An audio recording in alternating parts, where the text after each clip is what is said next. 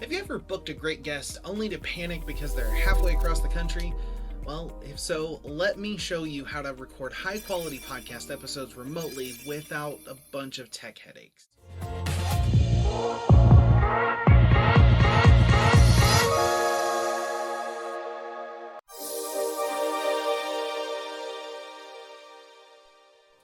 Hey, I'm Dave from the Blueberry support team, and over the years, we've helped hundreds of podcasters set up smooth remote recordings, even with guests just using their phone. And that's been a more recent development, but we may get to that. Over the next few minutes, I'm going to walk you through the easiest remote tools to get started, how to prep your guests even if they're not tech savvy, and some tips to avoid awkward audio and connection dropouts. But first, let's talk about why remote recording is a game changer.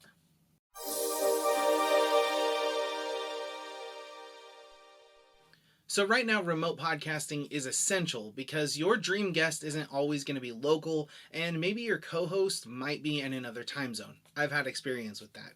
So recording remotely lets you say yes to more opportunities without sacrificing quality, and we're kind of in a lucky age. But here's the deal. It only works if your setup is solid, and that's where a lot of beginners get stuck.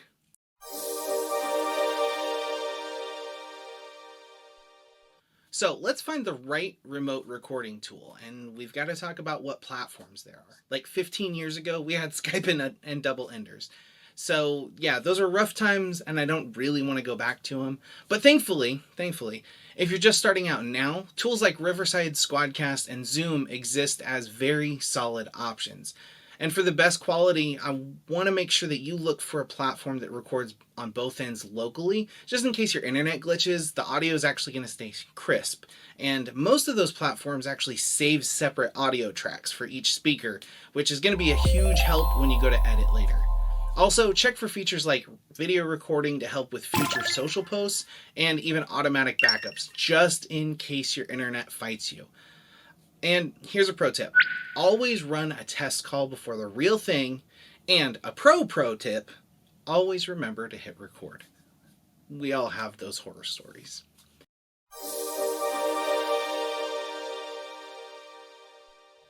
Now, you need to prep your guest like a pro. So don't assume that your guest knows what to do. You need to guide them. When you're on the same page and know where things are going to be a whole lot smoother. Send a quick checklist for them that says something like, hey, find a quiet space, use headphones, not just earbuds, avoid built-in laptop mics if possible, and turn off noisy apps and notifications. And there's a bonus, if they've never used your recording tool before, whatever you chose kind of previously to this step, offer a quick tech check a day before. Just spend 5 minutes and it's actually going to save you hours in editing.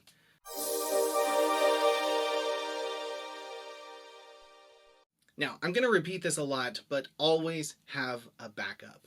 Use a second recorder on your end. Use something like QuickTime or Audacity. And heck, you could even record a Zoom call as a backup while you're using a higher quality platform as your main. Redundancy isn't overkill. It's definitely peace of mind.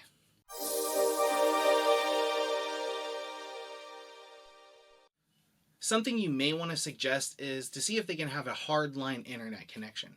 So ask them to plug their router directly into their computer if possible, or at least sit close enough to the Wi-Fi so there's less of a chance for disruption because of a poor signal. I actually have my router in the basement and I'm upstairs and it can get dicey. And a little prep can equal a way more professional experience. Trust me, I've had those experiences.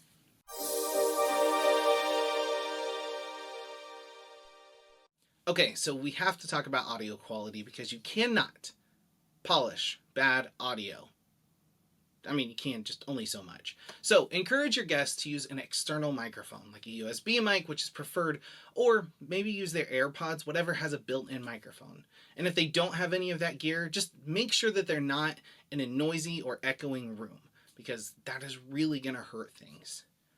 And keep in mind that your job is to monitor levels as you go. So if something sounds off, stop and fix it before you continue. It's going to break the flow, but it's better to pause now than to reschedule later or worrying about how to fix it during an edit. I've edited shows with like 8 people, and I wish we would have stopped.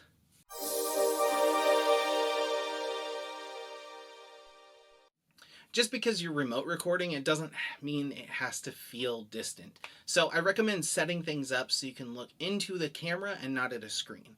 And sometimes that's going to be hard, but this is definitely going to come in clutch if you're repurposing video for social, or if you primarily have a video podcast. And to make it feel like you're in the same room, here are some tips. First of all, body language. Being able to see how someone is reacting before they speak can help the conversation flow better, because you can anticipate when they want to say something and you're going to minimize talking over one another. Next, listen actively. We've talked previously about interviews, but even if you're having a conversation, if you're paying attention to what's being said and not scrolling or opening new tabs, you're going to have a better end product. Do not get distracted. Now, I also want to encourage you to start with a casual pre-recording chat to warm up and build rapport. When the guest feels relaxed, the conversation flows better, and listeners can definitely tell. It doesn't feel as awkward or jittery, I guess.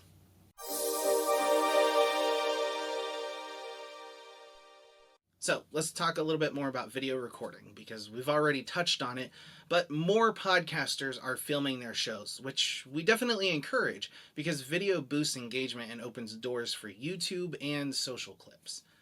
Now, if you are recording your video remotely, make sure your platform supports high definition HD local video.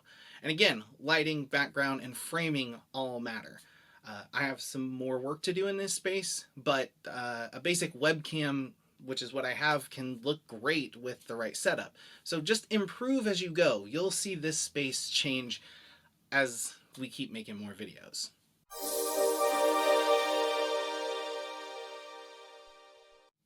Now let's talk about post-production, because remote audio often needs a little bit of cleanup. Usually it's not terrible if you follow all of the advice I mentioned previously. So use tools like noise reduction and EQ to balance different voices. And if your guest was on a phone or laptop mic, a little compression helps even things out. If you recorded separate tracks, thank yourself later, because it makes editing so much smoother and lets you fix audio issues on one side without affecting the other. It's so good.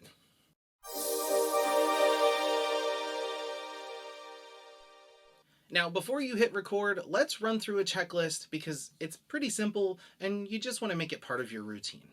First, make sure you and your guest are in a quiet space. Then put your headphones on. Do a mic check and level check and make sure everyone sounds good. Next, get your backup recording running, because you don't want to lose things. And finally, be sure your guest feels confident and prepped. And you should too, right? So, with those things in mind, you can hit record in peace and not have to hold your breath and hope that nothing goes wrong. So, are you ready to try it? Pick a remote recording tool that you like. A lot of them have free trials, and then get started. Remember that remote podcasting doesn't have to be risky or messy, and with a few smart steps right up front, you're going to sound like you're in the same room even if you're miles apart. So, yeah, good luck. And thanks so much for watching. Now, go record something amazing. I have some more support tickets to do.